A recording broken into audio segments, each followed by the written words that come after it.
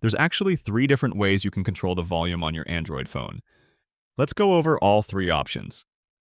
The most basic way is obviously to use the physical volume buttons. Most phones will have a single button for locking and unlocking the phone, and next to it you'll see the volume buttons. On mine you'll see they're physically connected, so it sort of looks like one big button, but it's actually two buttons, one on each end. When I press the buttons, you'll see the volume indicator on the right side of my display. If you look closely, there's three small dots on top of the volume slider, and you can tap those dots to reveal more options. This brings up 5 individual volume sliders, and you can use these to adjust volume for media playback, your ringtone, notifications, system sounds, etc. It's a nice way to get a little more control over your phone's sound and allows you to set certain things at a higher volume, while keeping the less important stuff at a low volume or completely muted.